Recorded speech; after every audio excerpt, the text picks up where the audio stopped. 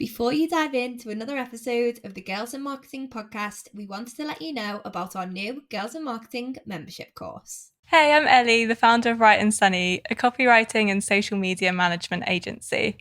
I've recently worked with Girls in Marketing to co-create a copywriting course to help you unleash your inner copywriter. This course is exclusively available to Girls in Marketing members, so all you need to do is make sure you're signed up and use the code COPY10 for 10% off our annual membership.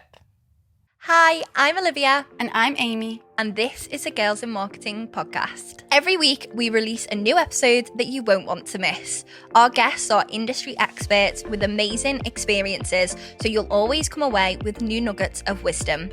From educational and inspiring episodes covering the latest in digital marketing to casual and fun chats with the Girls in Marketing team, unpacking marketing myths and trends, we've got it all. Here at Girls in Marketing, we're all about empowering and supporting women to be the best marketers they can be through our online learning platform and community. Check out our resources and membership to get involved, as we'd love to welcome you to our inner circle. Right, let's dive into an episode together.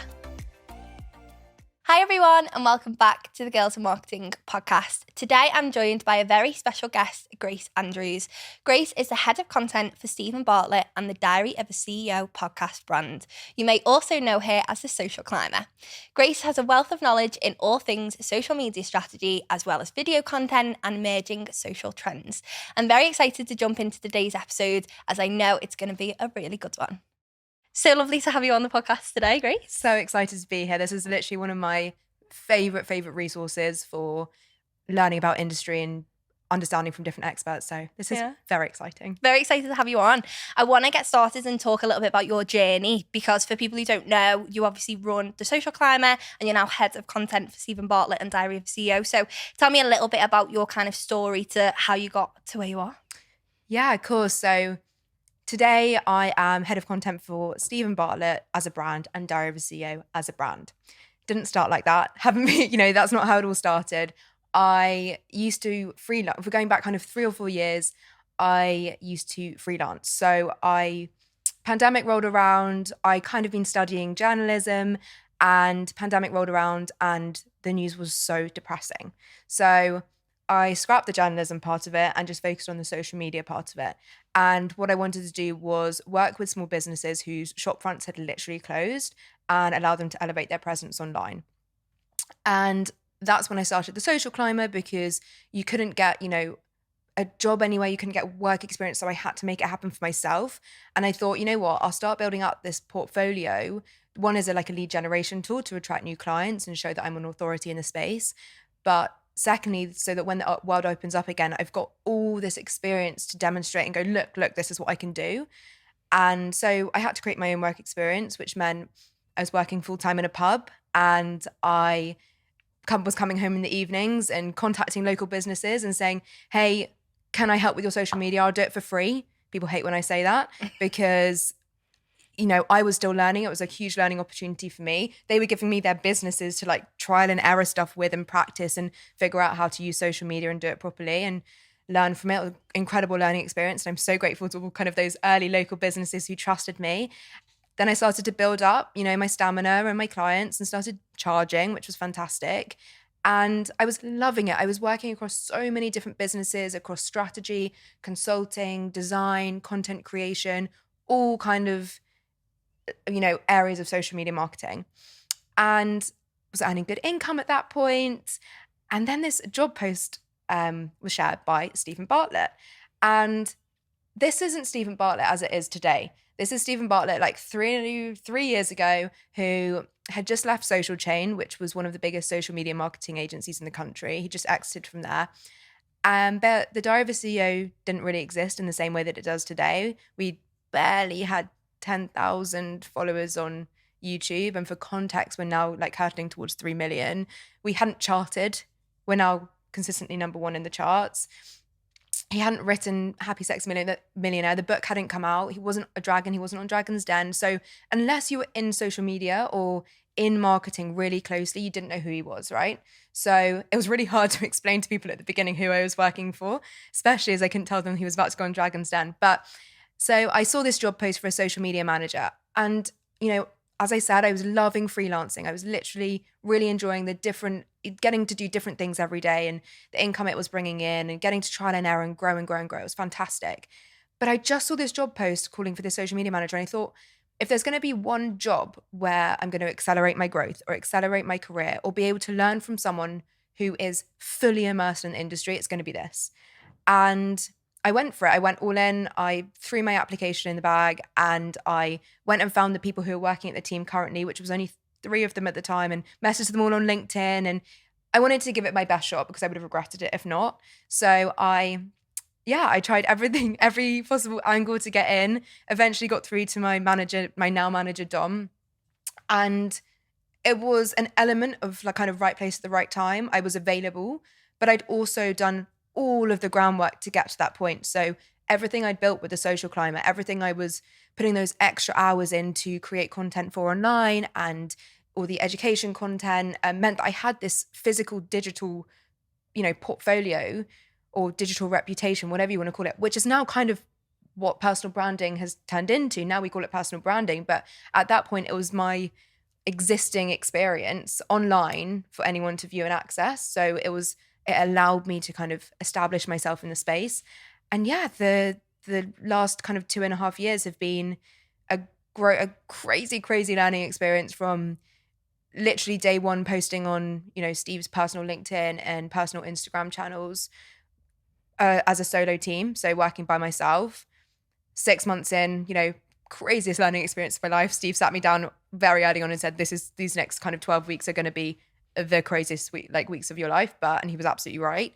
I learned everything there, every detail, every inch of every social media platform. And I learned until I felt like I was becoming the expert in the space. But I was working so hard.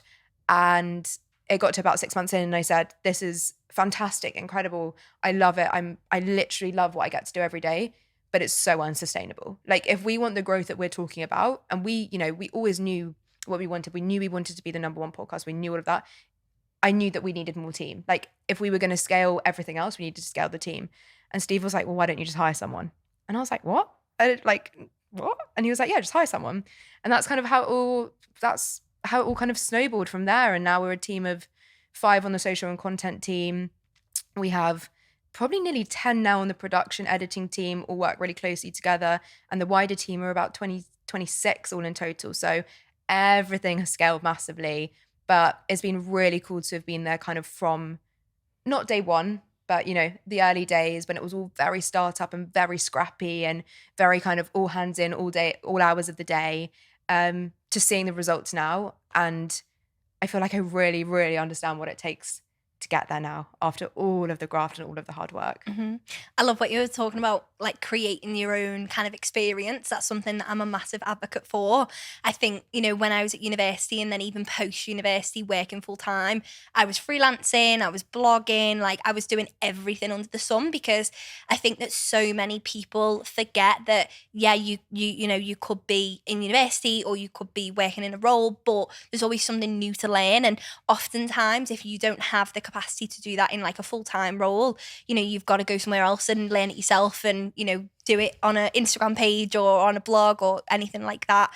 So yeah, I think that's definitely really interesting and something that I am a massive advocate for. We talk a lot about it on the podcast because I think it is a massive, it's a big thing to do, isn't it? But it really does help in terms of your employability, in terms of like your general knowledge. I've worked with so many different brands. I predominantly used to focus in like SEO. So I had a full-time role that was SEO, but then which was very specific within an industry. And then I worked with clients across so many other different like industries as well. And that gave me a lot of experience going forwards. I want to dive in and talk about social media because I know that that is like where your experience lies. That's obviously what you're doing now, leading the team in. And it's something that a lot of our community are very interested in. Social media is somewhat of a very hot topic, yeah. So I think you are the person to definitely talk about on this topic in particular. So big question, and feel free to break it down if you want.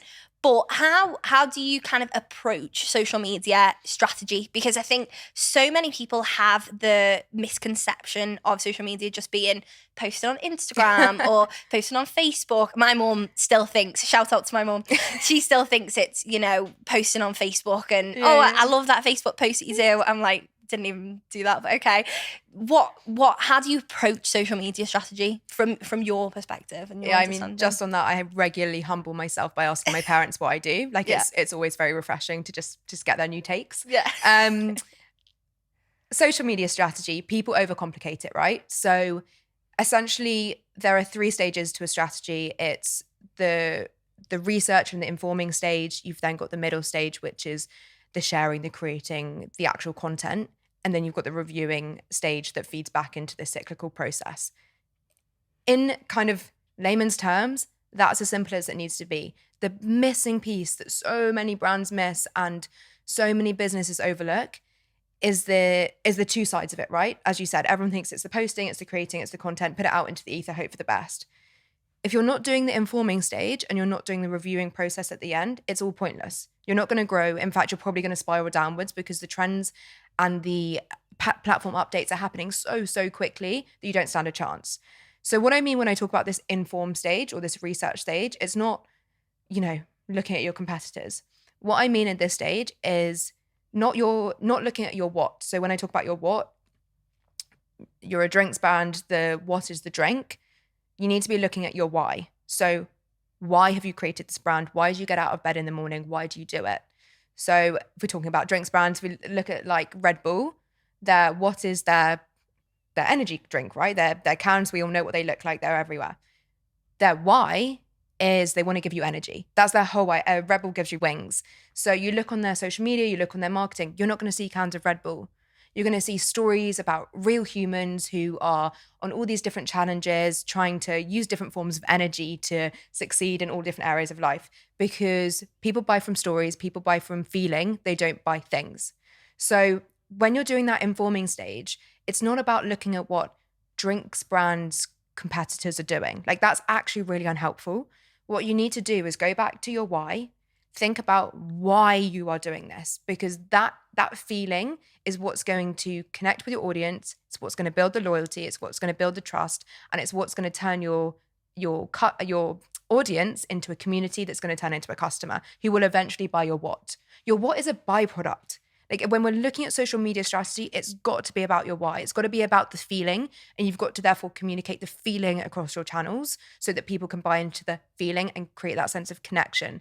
And once you've got that connection, it's all upwards from there.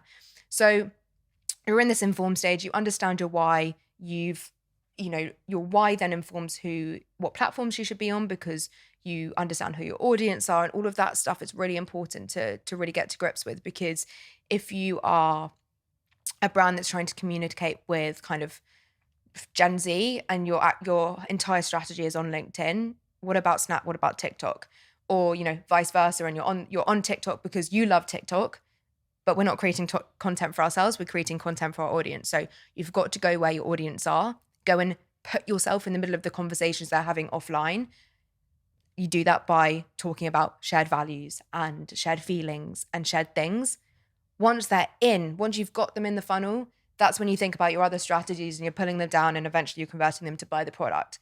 But you're not selling at the start because we all are, we are so used to seeing adverts online now that we have become numb to them and we scroll past. That's why everyone's so desperate to create influencer content that's authentic and marketing content and paid ads that feels like organic content and all of this sort of thing. But if we go back to it in its essence, it's finding your why. Your why will allow you to establish who your audience are, which will allow you to dictate your platforms. Then you can, your why will also lead into your strategy and what you're posting about and all of that stuff. The posting is just like the middle bit. Like the posting just does it happens. Then you need to get into the reviewing. And I can't emphasize how important this is. If you're not doing that analysis, review, diving into the numbers regularly, you are not going to grow. It's as simple as that. People get so stuck and caught up on this idea of, I'm posting 5 times a week. Why am I not growing? I go, have you looked at what's working well? Have you then the next week gone and changed what you had in place, pulled levers, pulled different things to do more of what worked well the week before, See if it's still working well. What are you doing to play around? Like these pages and these Instagram, TikTok, all of these platforms should be a playground where you're constantly trying new things. Because as we said before, if you're not, you're going to get left behind. Not only is social media moving at the speed of light, but the algorithm changes, the platform updates, the new platforms, all of this sort of thing, you've got to stay one step ahead of. And the only way you can do that if you are analyzing, reviewing, and then trying new things constantly. So yes, in simple terms, social media is posting. If you think about it like posting, you're just a user, you're not a marketer. If you're thinking about it from a marketing perspective, you've got to do the inform stage, the why, the posting stage, the physical content, and then you've got to do the reviewing and analysis, which will then inform all the way back to the start what you're posting next week. And it's got to have that kind of sandwich. It's got to have those two ends to it.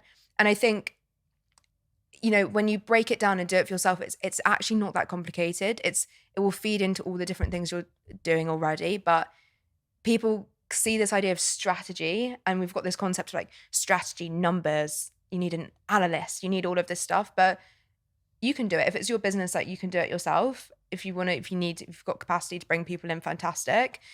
But it's not that complicated when you dive into it. You've just got to follow the stages for it to be effective. And yeah, I see so often people just saying, well, I'm not growing. And I go, well, what are you trying new? What experiment have you done this week? What have you reviewed last week that worked well that you're going to try again this week? Have you looked at the numbers? Like, we have all this insight and data available to us in app, let alone if you're using social listening tools or being able to, dive into that sort of thing. And it amazes me how often people are just posting and hoping for the best, like crossing their fingers, like, oh, hope that one gets some views this week. Saw someone else get some views on it, fingers crossed. Just like dive into it and like have a look and see what's working, see what's not, and do more of what's working. It's as simple as that. So what then would you say is the balance between that creative and analytical side? Because obviously I totally get and I agree with the kind of having that creative side, that posting, and then the analytical and actually analysing.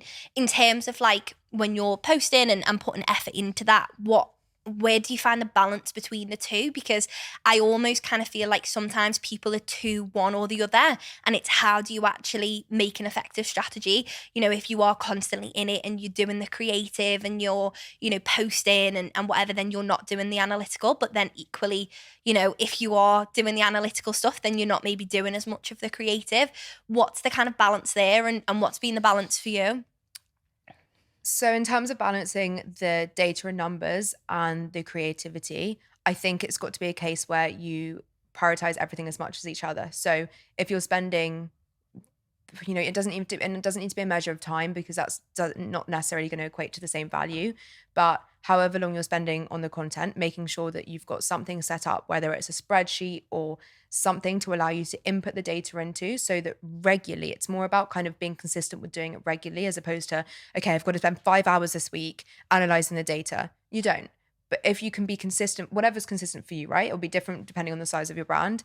If you can put aside 1 hour every week where you're going to go into your spreadsheet and you're just going to input kind of the top line statistics or the top line data, depending on what you're posting for, like what was the goal with that post? Did it achieve it? Why didn't it achieve it? Okay, we're going to tweak something next week in our content to see if we can get there or get closer to it. Because everything is just about pulling little levers, whether it's trying a new content format, trying a new tone in your copy, looking at different platforms, looking at different trends and styles of doing content. Is it too polished? Do you need to make it more raw? It's all these little tweaks that are going to be informed by the data, but there's got to be a balance, right? So I think there's one thing to split your time between the creative and the analytics, because you can't have one with the other. It's so important. But then there's another part of it where it can't be 100% data led, because you can't measure a trend in data, and some of it's got to be informed by like gut instinct, because that's how the best marketers work, right? It's creativity that comes from all sorts of things. It's not necessarily going to be led by the data and led by the statistics. So for us, we use the data and the analysis stage to inform our decisions, but we always leave that like little space for some crazy wild experiment that it doesn't matter about the numbers, because that might be the thing that's going to push the button that week. I think a big thing for a lot of people within our community is getting buy-in from, stakeholders to do those trending things, or, to do, because I think if you're backed up by data, then fair enough. You've got stakeholders, you've got directors who say, yeah, like, I understand that works for me. I understand, I've seen it before. Yeah. It's then how do you actually get buy-in for something that you don't really have the data on, you don't really understand? I don't know if you have any experience with that. I think obviously having worked in-house for someone who is one of the ultimate all-time experts on social media marketing, I've never had to do that persuasion piece because he gets it. But I've spoken to, I've consulted with various companies who their kind of lead stakeholders aren't in that world or very far away from that world. And it's all about trust. So my suggestion for that in that sticky situation is demonstrate first with the numbers. Don't go in with your, crazy, wacky idea as much as you're attached to it emotionally or your ego says it's the right thing to do. Do it with the numbers first and build up that evidence and proof that what you're doing is working. You know what you're doing, like evidence yourself, social proof yourself. And then once you've got that under your belt, go, look, I want to try one experiment this week. I've got all of this data to prove that I know what I'm doing. Here's the experiment. Here's why I want to do it. And here's what I'm hoping to see from it. Treat it, if you're in that world where it's maybe more corporate or it's more business focused, or you haven't got the creativity, you haven't got marketers in charge, go in with, lead it like it's a case study, or lead it like it's an experiment where you've got the method and you've got the planned results, and do it in the formal way that's going to please them. Because going, I want to do this TikTok, I've seen everyone else is doing it, how do we jump on, can we do this? It's probably not going to float that, it's not going to float their boat. So think about what's going to work for them and start by trying to build that trust through the numbers if that's what's effective for them. But also demonstrate it with brands that have been so hugely successful. I mean, look at your Duolingos. I don't need to go into all that. Look at all your food brands who are going crazy on Twitter. Look at your innocent smoothies. Look at all of these brands, and find one that's kind of as close as you can related to your industry, and go, this is what they do, and the reason they're getting those numbers is because they've got the freedom to experiment. And I think that's something we could achieve if we were able to have that freedom as well. So there's different ways to approach it, but going straight in with the crazy wacky idea when they're on the other, the other side of the fence is probably not going to work. So just think about your method and ease them in with the data and the statistics. Yeah, I think it's interesting. I was going to literally mention about competitors because I talk to so many people and I always say, always stakeholders in particular, they love being ahead of competitors or being on par with competitors. And whether it's you go to your boss or your manager and you say, oh, this brand's tried this and they're a competitor or whatever, or alternatively you say, we actually no one in our industry's tried this yet, but it's really working for the food industry, it's really working for the hospitality industry, and I think this will work for us. And I think oftentimes it's about, okay, how do we create something that's different? Because as much as it's great to get on trends and try things once your competitor has, actually it might be, if you're the one who's leading, you're the innovator, then it's even better, I think. 100%. And using all of that sort of language will just, that all they're here is those buzzwords. So innovative, leading the charge, at the forefront, put that to them and say, this is our opportunity to be in front, set the trends and be an industry leader. And you might get a different reaction. So somewhat of a kind of specialty at the moment for yourself, and also obviously a big thing anyway is video content. So I want to dive in and talk about video content because I think somewhat of it is a trend, but I think it is really an amazing, it's an amazing opportunity for brands. We had Gabby Mendez on the podcast talking about growing and marketing a podcast. And I think, we talked a lot in that episode about using social clips. And I know that that's something that Diary of a CEO podcast does in particular. The likes of TikTok and just loads of different platforms now that video is at the forefront. I think it's so important for brands to get on top of it, whether, you're a podcast or not, that, it doesn't matter. What part do you think that video plays within the kind of wider social strategy? And do you think that there's a future for video, or do you think we're kind of moving away from it?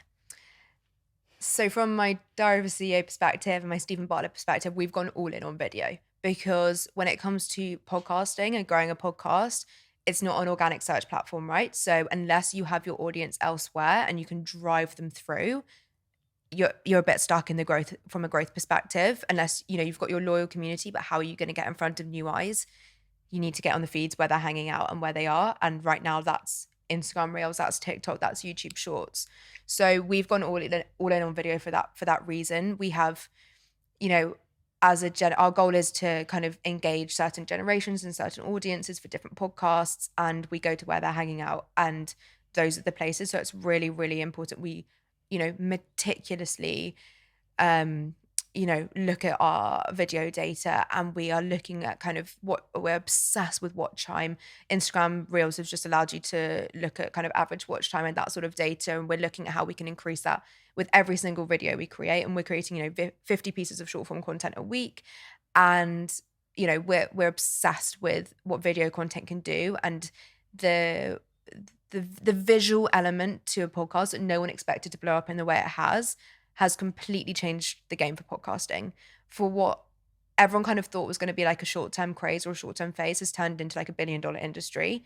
And, you know, you're seeing Spotify buy podcasts for multi-million-dollar checks. And I genuinely think that's down to to filming and to spreading podcasts into something that's not an audio-only isolated platform form of media, but an integrated piece into a wider strategy that can inform other areas and work really nicely with everything else you're doing. So from a clips perspective, for us, we have a meticulous system. We have about 3 people from beginning to end who work across the clips. And what we're looking for to create, you know, a fantastic clip is a couple of things.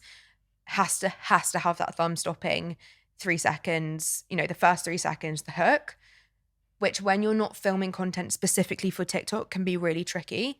So if we're cutting down a podcast episode, how do you find that kind of really shocking, really impactful, really catch people in the moment and stop them scrolling, because you're not scripting it right? Like if you're scripting, you can control the hook, you can grab people in, but it's tricky when you're cutting long form down. So you have to look for the moment or the sentence that sometimes it's actually the end of the clip and bring it to the front and play around with it that way. The other part is story arc. And I think what happens is people get so obsessed with the hook in the first 3 seconds. They got people in, they've got the view count, but the watch time is really low because they've forgotten about the story arc. And actually, you need to be looking at that video as a video, even though it's 1 minute, 30 seconds, 90 seconds. You need to be looking at it in the same way as if you were creating a long form video. Where's the storyboard? What's the story arc? Do we have a beginning, middle, and end? Do we get to a conclusion? Are they dragged through so they're watching us for as long as possible? Because obviously that tells the algorithm to serve them more of your content. We think about short form video in that level of detail as if it was long form video. And 100%, the platforms not only are obsessing over kind of short form video content, but they're all trying to prioritize it. So that is a really clear indicator of the role it's going to play in social media going forward. The integration and the, you know, prioritization of YouTube Shorts specifically is really, really interesting. But it's nothing new, right? We would go back to when we were in my early teens, maybe when I was at 8, 9, 10, Vine. Like Vine was around. Vine was an early form of TikTok. It's been around. It just hasn't blown up in the same way as it currently is now. And that's down to the creators of the apps, because they make it feel it's addictive. It's very hard to scroll away. It's very hard to look away. People find themselves on TikTok holes 2 hours later looking at all sorts of things. And that's down to the nature of how the algorithm works and the genius, but also terrifying nature of how that all works. But a short form video is 100% here to stay. But it's also not too late, because I think people see so much of it and are kind of overwhelmed with it. Even on, you know, LinkedIn now, video content's becoming, and they've said, prioritize your video content because we're going to serve it to more people. People see so much of it. They're like, oh, I can't do that. It's not for me. I don't have a podcast, or I don't want to get in front of a camera and talk. That's not for me. But there are other ways to go about it. You don't have to be the forefront of it. There are loads of ways to create video content that are around your brand, around your business, around your why, that doesn't involve you kind of being a talking head and speaking to camera. And I just think it's about kind of looking at ways that you can involve video content into your strategy that works for you. There's no kind of, you know, a quick fix that fits all, or one size fits all. It's whatever works for you. But look at ways that you can start to incorporate it, because if your goal is kind of that top level of the funnel awareness piece, video is where it is at for getting eyes on your content. Yeah, it's so interesting because I definitely have seen a massive increase on people using video, and obviously within social media prioritizing video, and as you said, if the platforms themselves are saying create more video, Do what they're saying. Yeah, because I think that's the thing, isn't it? You know, people talk about different algorithms, different updates and all this stuff, but I think the things, we only know what we know, right? So we only know what they're going to tell us and what, you know, they kind of let us onto, and that is that video is massive. And I think that, yeah, as you said, people get very overwhelmed with video, whether they want to be on camera or maybe they don't have the production quality to, you know, to film a video or anything like that. But genuinely, some of the best videos I see, they're not filmed on, you know, a DSLR. They're not filmed on, you know, they're filmed on someone's phone, and it's just, you know, 30-second clip of them showing showing a product. That's, you know, the virality, especially on TikTok and Instagram, like through Reels, or even YouTube through Shorts. It's that element of, okay, creating just amazing video that it's not amazing how we used to think about it, because I think a lot, especially the older generation, think of amazing video as really high production quality, but it's actually not about that, is it? If you've got a phone, you can create video content. It's as simple as that. And we are so nosy and obsessed with like fly on the wall style content, where you're getting to see stuff that you shouldn't get to see. That in itself is high engaging content. Grab your phone, film something that you've never shown to someone before, part of your business, part of your brand, part of the behind the scenes, part of the struggle, part of the story. Create that feeling and post it, and just see what happens. And then try again, and look at the numbers, see what one takes off, try and create more of that, look at what other people are creating, and just give it a go. Like, we have this such fear like of getting started. But if we don't get started, we're never gonna know. And it's as simple as, if you've got a phone, you can give it a shot. Yeah. I think then, thinking about like just general kind of social strategy, what are some kind of big mistakes have you seen, or big successes as well, alternatively, that have, you know, really stuck out to you in terms of social? Because I see brands sometimes and I'm like, oh, should not have done that. Or alternatively, I see things and I'm like, that's really good, like that's really cool. So yeah, do you have any kind of recent, you know, mistakes or successes that you've seen that you want to kind of share? I think from our perspective, so a lot of my time I'm spent kind of in campaign conversations around, you know, Steve's doing a partnership with Google, or Steve's doing a partnership with another big brand. And what I see those brands getting wrong over and over again is not letting the influencer, the creator, the expert lead on their content and dictating to them what content they want them to share on their platforms. I am so stunned that we're kind of in middle of 2023, heading towards middle of 2023, and people are still approaching kind of creator collaborations and influencer content in the same way that they were doing in like 2015. And it's moved on so much. Influencer marketing isn't what it was back then. It still exists, still super powerful if you do it right, but you've got to let the creator lead. You've got to let the influencer lead, and chucking a heavy brief at them with a tight deadline with all of your limitations isn't going to create anything for either party. If it needs to be mutually beneficial, because it needs to feel organic, it needs to feel like the audience is going to resonate, and no one knows that better than the creator themselves. So let them lead on the content. You wouldn't believe kind of the budgets and the top line conversations I'm having with all these like massive brands who are still dictating how the content should look, how it should feel, even though their whole goal with this is to reach and communicate with our audience. If the goal is to communicate with our audience, let us communicate with them. Let us tell the story. Let us do the messaging.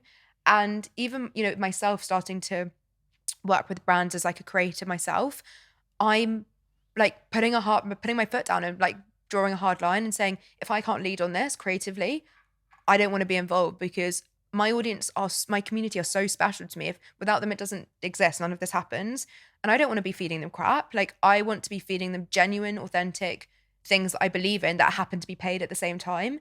And as you can probably hear, like the fire in my voice, like it really, really frustrates me because so much money is being wasted and chucked from these agencies on these huge campaigns that aren't going to resonate with anyone. And no wonder the results. So people think influencer marketing is like failing and dropping and all the numbers of plummeting, but it's because you haven't evolved. And every other part of social media marketing or marketing has to evolve month by month, year by year, day by day.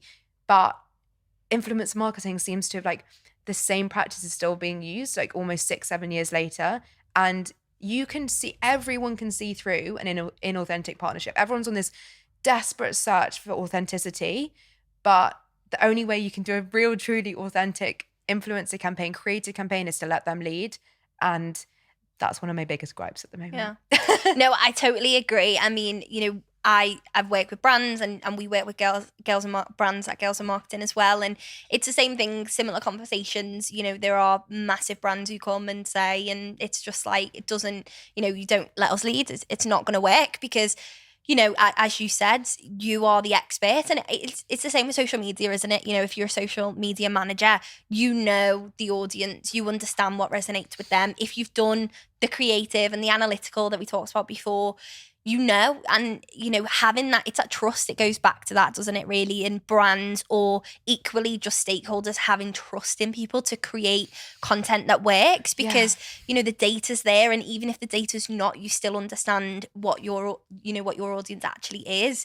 So yeah, I definitely think that's a really interesting piece, because there's so many people that are kind of stuck in that loop of I want to do new strategies or do new things, and actually it's like we don't want to try it because it's a bit too out there, and I don't know, there's like a big thing, isn't there? And I definitely feel that on the branding side as well.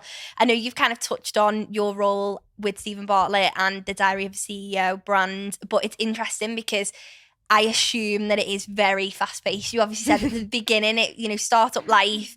I definitely understand from a startup life perspective. But what for you is like the most kind of challenging part of your role? I know you also lead the team and stuff now as well. But yeah, what would you say is like the most challenging part of your role? I think the most challenging part of my role at the moment is we're growing so quickly.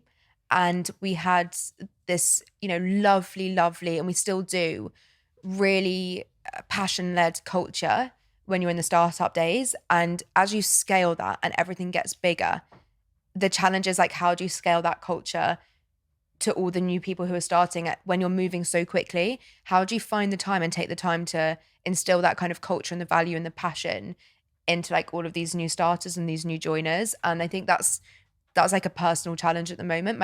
The other side of it is I'm responsible, which was a huge realization for me, kind of maybe a couple months into hiring my first team member. Like, you're responsible for their career progression, and I didn't realize kind of what a pivotal, like tangible role like I was going to play in their journeys. And so for me, I mean, one of the greatest privileges of my role, but also the greatest challenges, is learning how to best communicate, and communication styles and behavioral, practices, and delving into all the behavioral psychology with my team to be able to get the best out of them.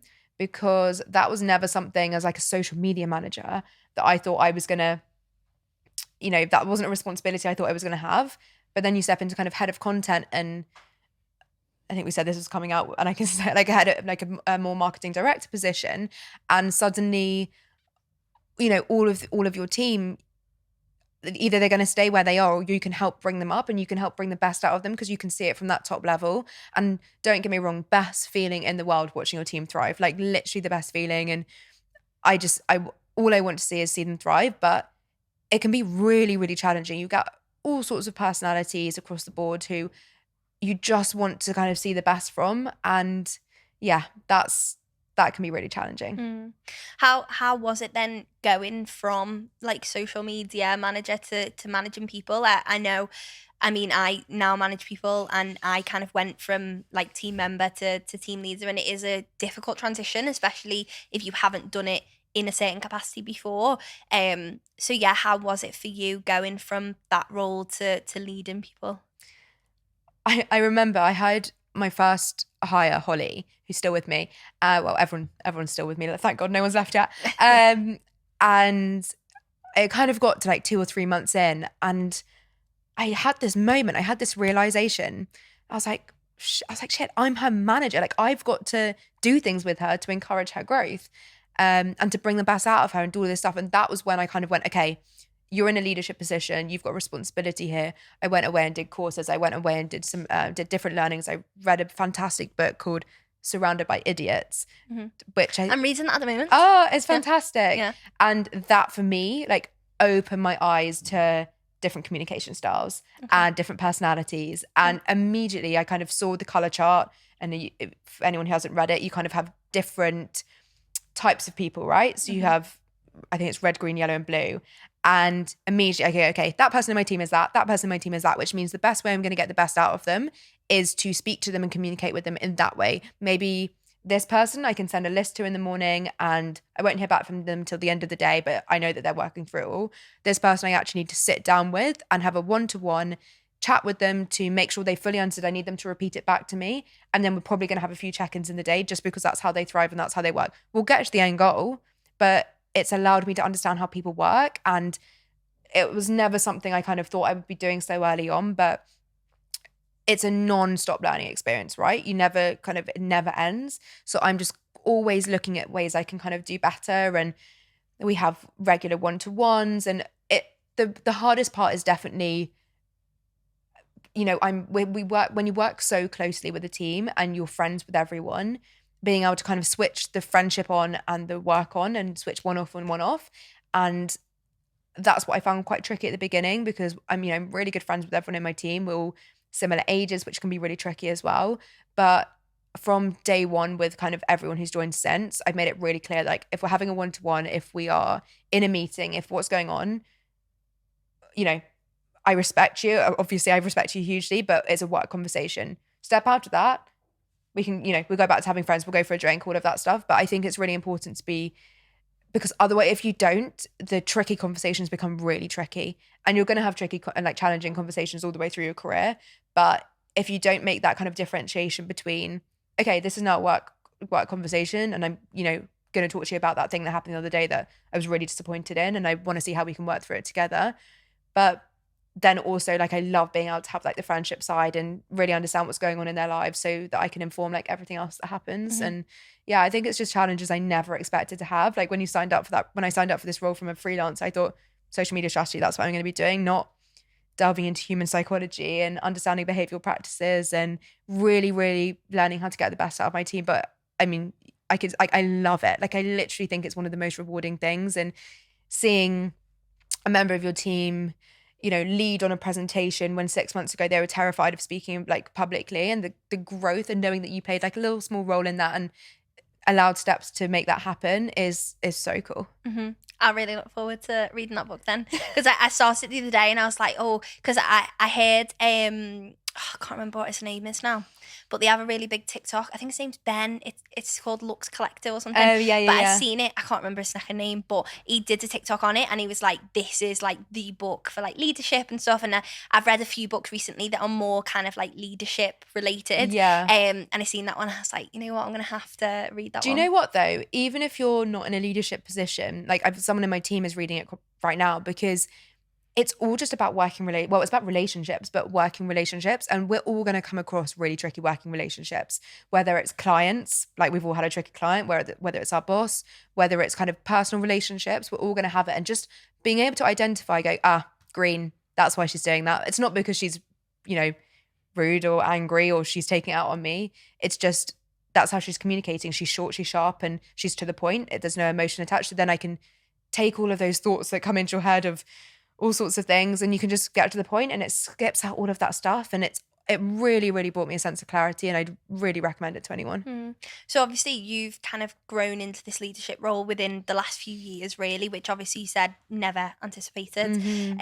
What advice would you give to anyone? Because I know we have a lot of people in our community that are kind of junior to mid-level, stepping in maybe to a first-time management role. It's all very scary.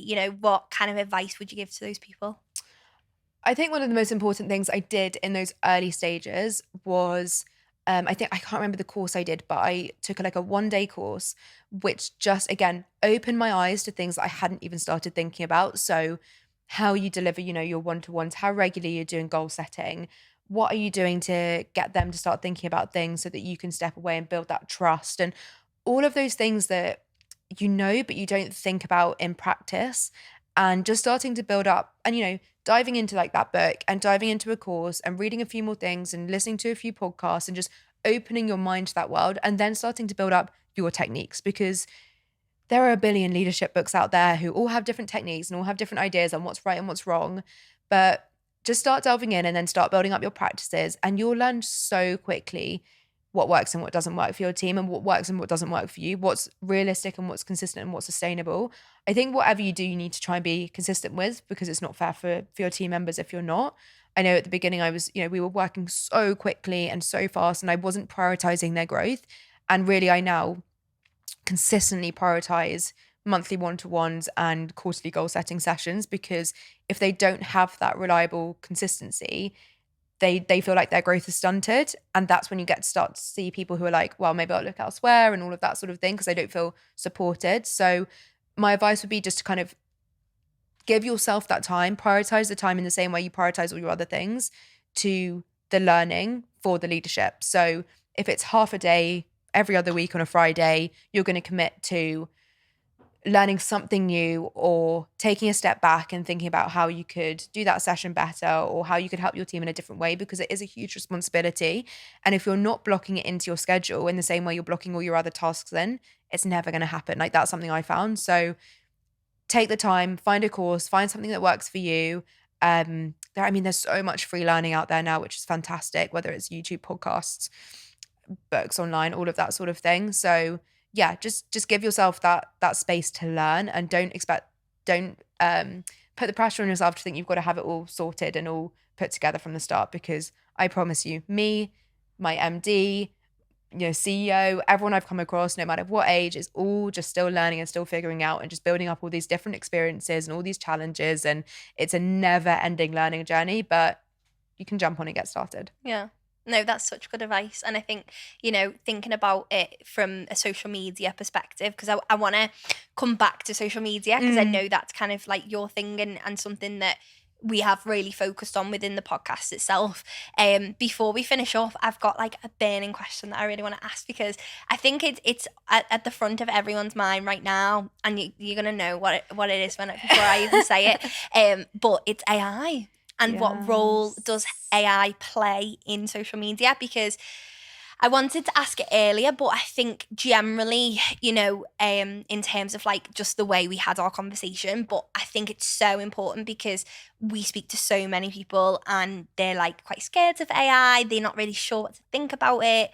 They're not really sure what role AI plays within this kind of like wider social media. Yeah. And yeah, I just wanted to talk about it, because I think it's something that you can definitely speak on, and it'd be interesting for people to kind of get more of an insight into it. So when it comes to AI and social media, our perspective as a team is, with all things that are coming so quickly and so much changes, to just lean in. So what I mean by lean in is get to know the tools that are happening at the moment, understand the kind of trends and updates, follow the AI influencers who are leading the charge. Yes, they exist. And just start to kind of dip your toe in. You don't have to be the expert on day one, but if you don't start now, in 6 months' time, you're going to be so behind, like crazy behind. We've seen that the speed of change and the speed of growth that's going on in this world. Literally, if I did a presentation on it 2 weeks ago, it'd be different tomorrow, because that's the rate of change. So really, really leaning in and looking at ways it can like assist you with things that you would have done anyway. So I think that's really important. I know that, I can, if I get a long form video, I would be able to clip it. I would also timestamp it, send it to the editor to clip, and then write the copy. There are now AI tools that can do that for you. So there are AI video clipping tools that can find those perfect bits. They're not perfect yet, but they will be very soon. And they can get you to that endpoint a lot quicker, which means you can get back to doing the things that, maybe it's the leadership tasks. Maybe it's looking at, reading all the updates and spending that time educating yourself. Maybe it's having your one-on-ones with your team, doing the things that AI can't do. But it's going to get to the end goal a lot quicker for a lot of different tasks. So whether it's, content ideation, whether it's looking at, insights, whether it's copywriting, whether it's creating tools and creating imagery. The imagery tools are fantastic already. It's just about leaning in, and, some examples of how we're using it potentially might be useful. So we're really heavily leaning into kind of to the video editing tools, because we think there's a huge potential for AI to be able to dictate the most important moments, and we can therefore skip the part that's so time consuming of physically sitting there and time stamping and going, okay, no that section. If AI can do that, that's a huge time saver for us. And seeing it as this positive thing that's going to get you to your end goal quicker, which allows you to do so much more and be so much quicker in everything else you're doing.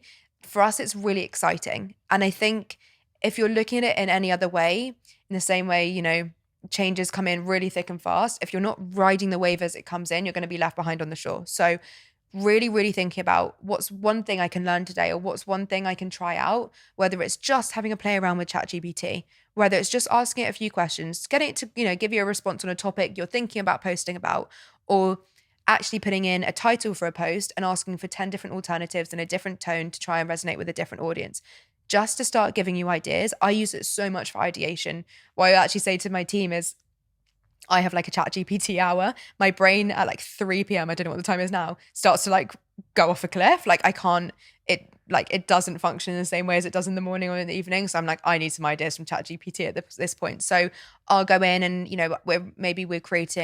yesterday I was creating a launch strategy for the book, for example. And I just wanted to get some ideas to just expand my thinking around some creative briefs and how we can work with different influencers. And I just started having a conversation with ChatGPT, and it comes up with like a load of stuff that's helpful and a load of stuff that's unhelpful. And I just say to my team, just have a look, and maybe there's a word there that you can pull that will spark some new direction of thinking, or there's something over here. And if that's all you're using it for at the moment, that's all good. But I watched a video last night of there's a new AI Adobe tool that's just been released, and the way it can edit imagery that would have taken editors hours and hours before in a matter of seconds is phenomenal. And if you're not leaning in and you're still doing it, the old-fashioned way because you're a bit scared of AI, think of how fast everyone else is going to move and how quickly you're going to get left behind. So that's my thinking with AI. Just lean in, think about what you can do a little bit every day just to familiarize yourself. Because think about, before social media came in and people were scared of social media and didn't want to jump on and didn't want to get involved. And look at it now. Like, can you really run a business targeting kind of sub 50, like in terms of age group, without having a social media presence? I don't know. I'm not sure. And I think AI is just going to be there to play an assisting role in these early days. But the potential and things you can build with it and the direction it's going in is, for me, just really exciting, because it's going to allow us to do so much more, so much quicker. And that's what we're obsessed with. Yeah. I think as well, it's about not being scared of that change, because as you say, there was a time before social media, I know we might not be able to remember, but there was a time before, all of these different platforms. There was. And, TikTok and Instagram and everything. And I think people get worried because they think, is it going to take my job? I see so many LinkedIn posts. It's like, is AI going to steal my job and everything like that? But I really love your take that it's, it's a helping hand. It's something that is going to help us do our jobs better, do our jobs quicker, more efficiently. So yeah, I think that's a really important point, because I hear so many people talking about AI and kind of just getting quite worried about it. But now more than ever is the best time to get on and learn about it. As you say, there's changes all the time, every day, every week. So it's just about going in and just having a go and experimenting with it. And the early adopters are always going to be the highest reward. Like, they're always going to reap the highest rewards at the end, because with everything, if you jump on at the start when it's innovative, a little bit scary, a little bit out of our comfort zones, that's when we're going to see the greatest growth. So if you can lean in and, as I said, go to the experts. There are people who are obsessed with it, who are in it every single day. Follow them on Instagram, follow them on LinkedIn, and just be aware. And if that's what you're doing at this stage, that's fine. You don't need to be going all in, all guns blazing, investing in every single AI tool that exists. But there are some fantastic things. And I don't think people are terrified it's going to take their jobs. I think it's going to expand our jobs. I think it's going to allow us to invest in all these different skills we never thought we'd have the time to invest in. And our capabilities and our skill stack is just going to go through the roof. And we're all going to become superhumans. Well, thank you so much for coming in today, Grace. It's been such a lovely conversation. Thank you so much. Thanks so much for joining us for another episode of the Girls in Marketing podcast. We love hearing from you, so if you enjoyed this episode, leave us a review to let us know your thoughts, and make sure you hit the subscribe or follow button to be the first to hear when our new episodes released. Don't forget, if you want to get involved with Girls in Marketing, check out our membership to join our incredible community of marketers. Think marketing resources, courses, webinars, and more. Find out more on our website or drop us a message on any of our social channels at Girls in Marketing.